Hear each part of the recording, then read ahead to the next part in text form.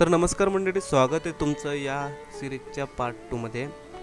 आणि अखेर आम्ही मातेच्या पवित्र दरबारात पोहोचलो। देवीचं ते दिव्य रूप पाहून सगळा थकवा एका क्षणात नाहीसा झाला। मनोभावी दर्शन घेतलं आणि शेजारीच असलेल्या कालभैरव मंदिराकडे आम्ही निघालो। अशी श्रद्धा आहे की कालभैरव हे देवीचे क्षेत्रपाल म्हणजे रक्षक होते, त्यामुळे अनेक भाविक देवीच्या दर्शनानंतर कालभैरवचेही दर्शन घेतात। तर आम्ही गडाच्या खाली उतरलो आणि निघालो एका वेगळ्या ठिकाणी। तर मंडळी, हे ठिकाण आहे शीतकडा। या ठिकाणामागची एक वेगळीच कहाणी आहे। लोक सांगतात, असं म्हणतात की एका भाविकाने देवीसमोर नवस केला होता, माते जर मला अपत्य प्राप्ती झाली तर मी बैलगाडा घेऊन या शीतकड्यावरनं जाईल। तर देवीच्या कृपेने त्याला पुत्र प्राप्ती झाली आणि त्याने शब्द पाडण्यासाठी बैलगाडीसह या शीतकड्यावरनं खाली गेला। पण चमत्कार बघा, त्यांना कोणालाही काही झालं नव्हतं। अशी ही एक रंजक कहाणी आहे। त्यानंतर आम्ही बाहेर निघालो आणि प्रतीचा प्रवास सुरू केला। तर खरंच मंडळी, सप्तशृंगी देवी मातेच्या दर्शनाला हा अनुभव अविस्मरणीय होता। जर तुम्ही अजून या पवित्र स्थळाला भेट दिली नसेल तर एकदा नक्की भेट द्या। आणि व्हिडिओ आवडले असेल तर व्हिडिओला लाईक करा आणि चॅनलला सबस्क्राईब करा आणि हो, माझ्या इंस्टाग्राम अकाउंटलाही फॉलो करा। तर भेटूया आपण अशाच एका नवीन प्रवासात।